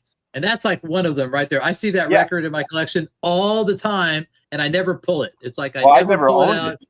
But so. the other album on Electra that I never owned that I almost bought about 50 times is that the Rhinoceros. Remember Rhinoceros? Yeah, I see that all the time too. Yeah, I see that. Yeah, I never bought it. Is Peter Rowan in that band? He was in one I of don't those. know. I have a copy of it if you want, Mazzy. Yeah, Everyone has a copy of it, but they never listen to it. I never bought it. Hey, But, Mazzy, you've seen the Wild One, the movie, the Wild One, oh, right? many times. Yeah. What do they ask Marlon Brando? What are you rebelling against? What do you got? Yeah. What do you got?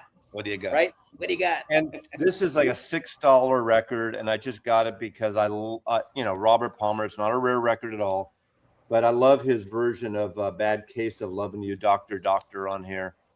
I like But this. that was his hit. That was his. Yeah, that was it. his hit from this album, but this is before he did all the girl dance and the MTV stuff. But I like this record.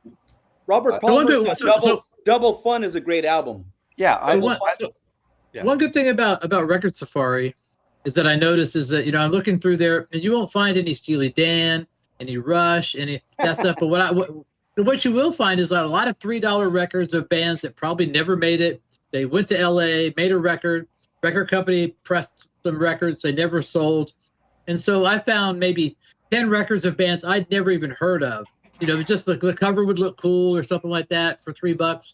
I'm like going, fuck it, So there's a lot of records like that at Record Safari, just of stuff that was never mainstream. But you never know. That's where you find these little gems. And still, to me, the best Robert Palmer record is Sneakin' Sally, and I saw he played the Savoy. Well, that's like a Little Feat Meters album. So well, that's it's Lowell George and the Meters backing him up, definitely. Yeah. Yes. I found Alan hold on. Tucson. I found a UK copy of that last week at It's a Record great Safari. record, especially side one, but the whole record is great. Those are Side kind of one- pricey now.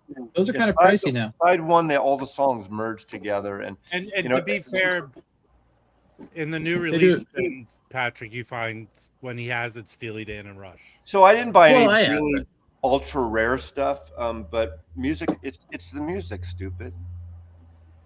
All right, No, it's speaking the, of paraphernalia.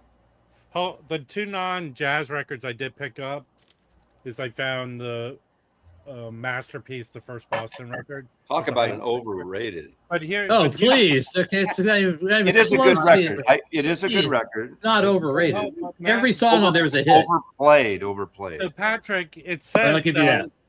it says like all the 76 and 77 pressings of this were mastered by Wally. This particular one doesn't have him in the dead wax.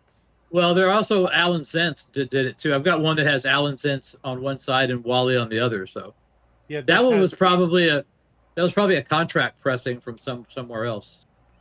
and then a U.S. pressing of Nevermind the Book. So one thing I saw at the record show that was interesting, I saw more copies of Maggot Brain than I've ever seen in my life. So I think all these people are trying to dump them before the reissue comes out. But I saw a lot of wall records of Maggot Brain, more than I've ever seen.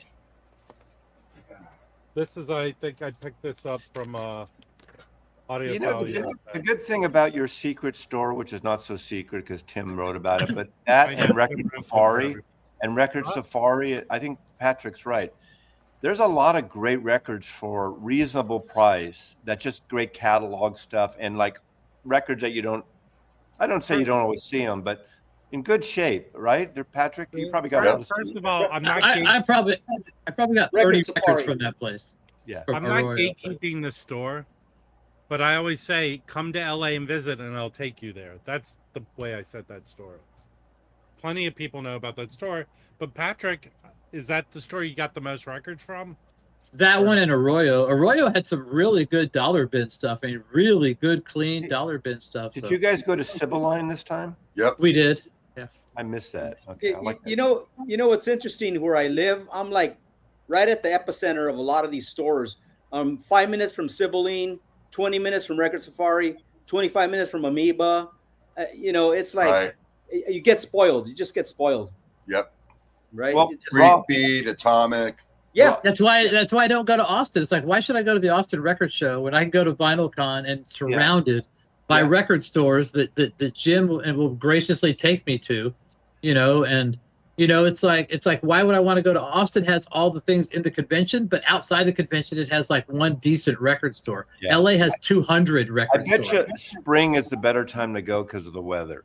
Yeah. It was a little warm, but I still had a great time, man. It was great to hang out with people. Rob, I wish I had gone with you. You probably didn't go. I wanted to be with my camera and see you at Puba's. We didn't go to Puba. We didn't go to Puba. No, because We almost did. I wanted to document that You more know, than anything. whoever, next time I go to Puba, someone come with a camera so I can tell that guy how I feel about him. You know what? Puba's was great when Tom was there back in the 70s. Yeah. It was the That's best 50 store. years ago. Yeah. Although I had a problem with Puba back then because those guys had as many records behind the counter that they hadn't put out yet, and they would never, ever, ever let you look at anything behind the counter. I always found great records at Puba's. It was just but a it great took store. 2 minutes to go. It was so small. You Yeah, could do all the bids I in a think half that hour. place is a scummy dump now. Yeah, the it old wasn't very Puba, good. the old Puba, the old Puba. It's No, like It's Old nothing. Puba was a house. It was Well, a house. before the houses on Fair Oaks above in Old Town. okay. Oh, really? Yes, Oh, I the never original went there, location. then. Oh yeah, talk to Tom about that. The original location was great. well, they were probably a good store way back. The They were, house they was were great. They were They great. just wouldn't ever It was let like- you Yeah, see no, You know it. what? no offense, Tom. We're not talking about your Puba's, Tom. You know what? Puba's was like a record store in San Francisco, a hippie record store. That's what it was Well, like. what's his name from Beefheart's? Puba sounds like what Rob's going to do after this stream. And you know what? Hey, I've been doing it during the stream. The original owner Jay from Puba looked like a Art Crumb character.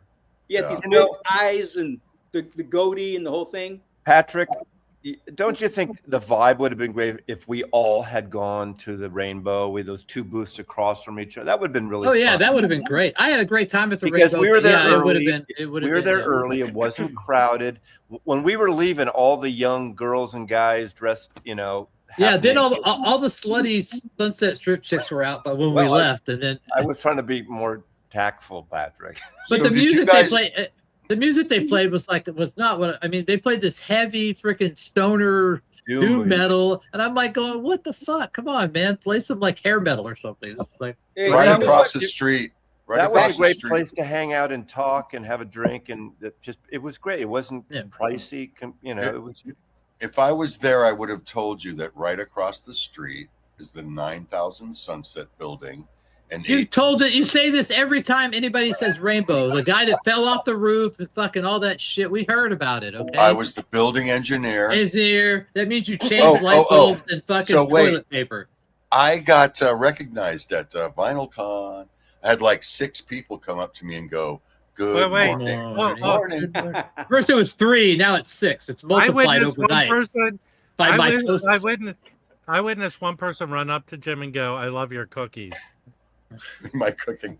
I on Thursday it'll be 9 people, but right now it's 6 people came up and It was 3 on Sunday. I will not. I think say the that actual number might be 2.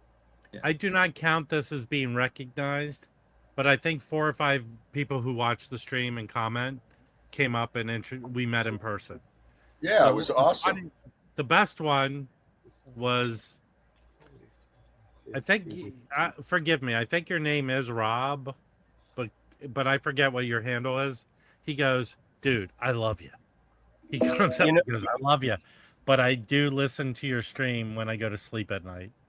For 3.5 days, I think I got up. I pay less than $150 for records.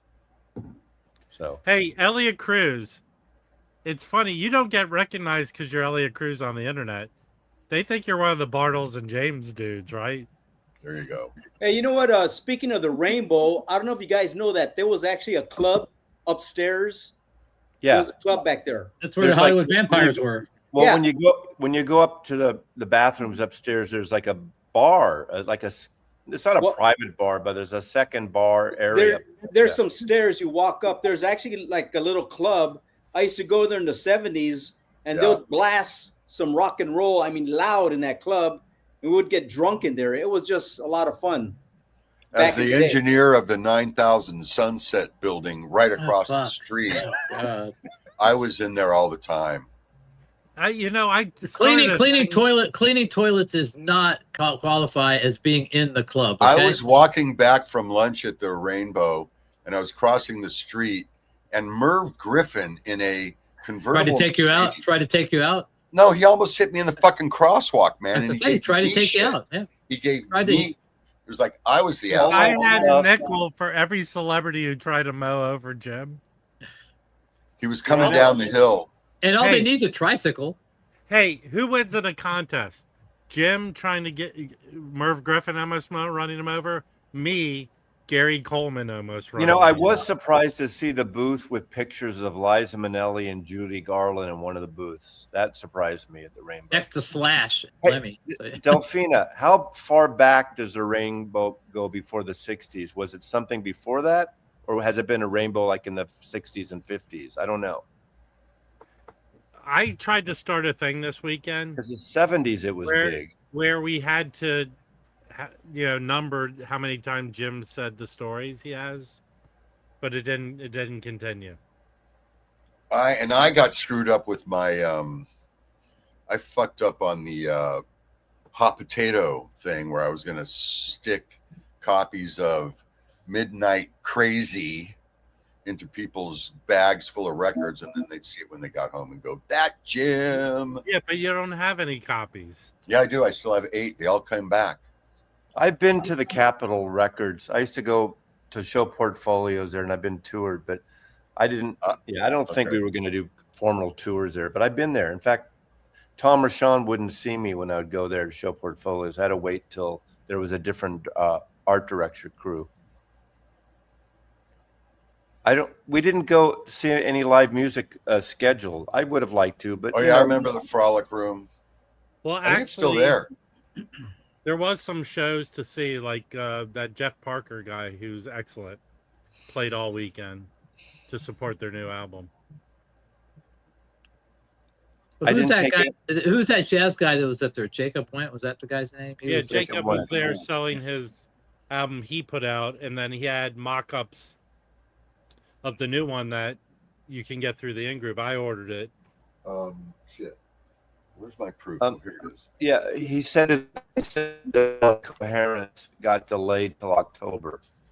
Did y'all mention that we ran into Leland, by the way? So Yes, we did. Yeah. okay, all right. So it was nice meeting Leland while we were there. And yeah. Did anyone watch his podcast with Mike?